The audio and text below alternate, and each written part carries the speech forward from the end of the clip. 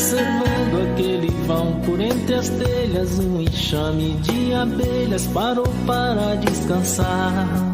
Me deu vontade de contar como é que eu faço quando me bate um cansaço e eu paro pra aliviar.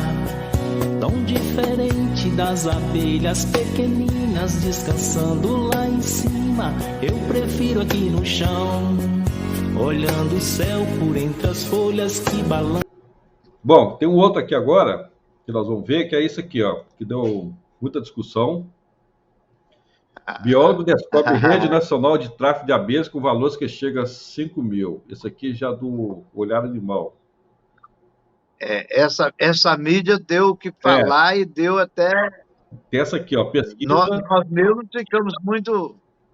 Nós mesmos fomos muito impactados por ela, né? Impactados assim, e entramos até de cabeça nesse assunto, né? Discutimos bastante, né? Exatamente. Então, assim, foi um assunto assim que deu muito o que falar, né? Deu muito o que discutir. Isso foi em junho que deu esse... Na verdade, é o seguinte, o trabalho aqui do Antônio Carvalho, ele escancarou uma coisa que eu já sabia, na verdade, né? Que é a questão do tráfico todo mundo sabia, todo mundo... pelo mercado livre, mercado aí, pelo rede de tráfico. Então, assim, o que ele escancarou? Simplesmente mediu isso, acompanhou isso, e as pessoas se assustaram muito, né? Muita gente acho que não compreendeu direito a coisa aí, todo mundo se achou muito fragilizado, porque se achou muito ameaçado no que estava fazendo, muita gente estava vendendo colônia, e que, na verdade, a gente teve até aquela dificuldade de explicar, não, isso aqui nós estamos falando de uma prática ilegal, não estamos falando daquilo que está sendo feito, que é legal. O que nós estamos ressaltando... Essa mídia, se eu não me engano, o estudo dele foi apresentado no final de maio, mas ela explodiu mesmo em junho, né? Exatamente. Tá? Foi uma mídia impactante para a meliponicultura, né? Tá? E aí, como diz, como nós estávamos saindo daquela pandemia, né? Que não podia ninguém se encontrar nem nada, nós tivemos a oportunidade de aprender um pouco a usar os recursos mais modernos para discutir o assunto com mais clareza, né? E tivemos várias oportunidades, inclusive na rede que você, do IAN, né, do Instituto Nativas, tem aí conosco. A gente teve vários setores que discutiram esse assunto, né? E nós, especificamente, você, eu e mais alguns outros aí, fomos taxados de que estava contra a meliponicultura, lembra? Né? E nós fomos taxados e estamos contra a meliponicultura, não. Nós estamos querendo só demonstrar e diferenciar o joio do trigo, né? Separar o joio do trigo, porque existem bons e existem maus. Então, e naquele momento, o trabalho dele chamou atenção para isso, né? Uhum. Aí, lembra como a gente foi sacrificado em determinadas situações? Assim como nós tivemos muita gente que demonstrou que se alinhou à nossa discussão, entenderam, né? Nos apoiando. Entenderam. Né? E eu acho que a reportagem dele nós tivemos um grande ganho com a reportagem dele, porque alertou muita gente que estava sendo enganada.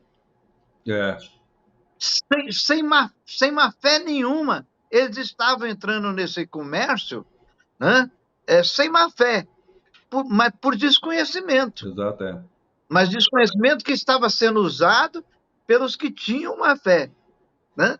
Eu vou aproveitar que o Murilo não sabe que essa abelha pode ou não pode, essa abelha cruza ou não cruza, né? E vou encher ele dessas abelhas agora logo por valor alto. Né? Exato. Então, e você inocentemente acabava comprando. Então, o assunto foi bastante debatido, que eu acho que já surtiu um efeito salutar para a meliponicultura. Ah, sim, com certeza. Não terminou, Com porque certeza. eu vou usar um termo aqui que eu não gosto de usar, mas bandido sempre vai haver, né? Bandido sempre vai haver e vai continuar fazendo e vai pegar e vai ter sempre alguém que ainda não sabe e que vai cair na esparrela. É. Mas que nós já, Mas vamos dizer assim, esse assunto, Odailton, é o seguinte, a discussão dele serviu para diminuir um pouco essa ação danosa que estava acontecendo, né? mas uma coisa é lembrar o seguinte também, né, pô? As pessoas são muito impetuosas nessas coisas, entendeu? As pessoas querem aprender, mas assim, elas não querem. Assim, Não querem ler. é que a dica, o macete Não querem e acabei. perguntar ao outro. Exatamente, que a dica, o macete acabou. Entendeu? Não procure saber aquilo ali, se aquilo ali tem relação com a outra coisa, se aquilo ali é fake ou não é, entendeu? Não quer saber. E aí, de repente, acaba topando com uma parede dessa na frente, né? E acaba abrindo prejuízo. Então, assim, as pessoas procuram assim, porque quando você fala de meliponicultura, né, eu tenho até um termo que eu estou usando agora, é meliposfera. Né? Ela não está simplesmente naquela questão da criação em si, ela tem toda uma questão em volta, né, que envolve, inclusive, pessoas interessadas de diferentes matizes. Eu vou até anotar esse termo, meliponisfera. Vou até anotar. É meliposfera. Meliposfera. Meliposfera, né? Meliposfera. Então, assim, as pessoas não têm essa paciência, entendeu? De entrar nesse mundo da meliposfera, saber exatamente o que, por exemplo, como é que fulano cria abelha lá no Mato Grosso do Sul, no interior. São coisas completamente diferentes, são realidades completamente diferentes. Nós precisamos conhecer isso, discutir isso, entendeu? A forma vamos dizer assim, de cada um que trabalhar com abelha, vieram muitos dos conhecimentos tradicionais, né? Mas houveram muitos avanços, não seria o termo tecnológico, mas avanços de experiências, né, com criação que permitiram novos manejos. Isso ajudou. Mas nós temos que pensar que aquele tradicional, o indígena que cultivava ela no toco ou nos arranjos dele lá, né, precisa ser também analisado, consultados, né, porque eles têm alguma coisa para poder nos ensinar também, né? Tá? Aí, quando você considera a questão da regulamentação da criação, nós vamos ver até mais à frente, né? Entendeu? Quantas dessas pessoas foram ouvidas, foram consultadas sobre isso? Entendeu? Nenhuma. Entendeu? Somos nós, aqui, as principais lideranças aqui, dessas entidades aqui, que estão aqui, você, eu, não sei o quê, que estão tentando fazer. O pessoal meu, o povão meu que está lá, estão todos alheios a esse processo. Inclusive, a gente tem que assumir essa responsabilidade, né? De que, às vezes, podemos estar pensando que estamos melhorando a situação, mas estamos deixando de ouvir esses povos originais, né? Essa experiência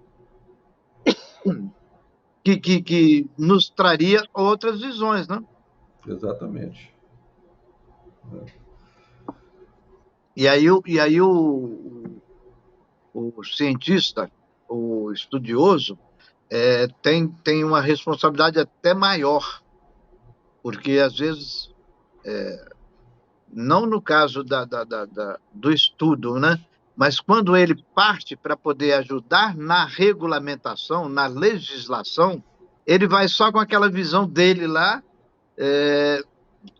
quando alguém usa o termo cientista de cadeira atrás de escritório, né?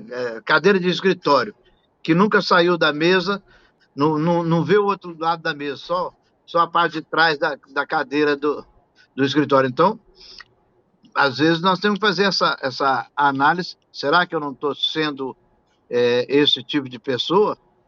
Será que eu não estou olhando só para o meu lado sem analisar o outro? Né? Então, porque alguns trazem o conceito do meio ambiente, né? O conceito aquele arraigado dentro de você. Meio ambiente não pode sofrer nenhum impacto, meio ambiente não pode ser explorado de nenhum jeito e tal, né? E isso, às vezes, impacta situações outras. Então, você sair de dentro da sua área de conforto, da sua área de conhecimento, para você ver um pouquinho além da caixa, né? Como diz o outro, um pouquinho fora da caixa, por que o meio ambiente não pode ser utilizado, mas de uma forma sustentável, de uma forma equilibrada? Observando aquele vão por entre as telhas, um enxame de abelhas parou para descansar. Me deu vontade de contar como é que eu faço quando me bate um cansaço e eu paro pra aliviar. Tão diferente das abelhas pequeninas descansando lá em cima, eu prefiro aqui no chão, olhando o céu por entre as folhas que balançam.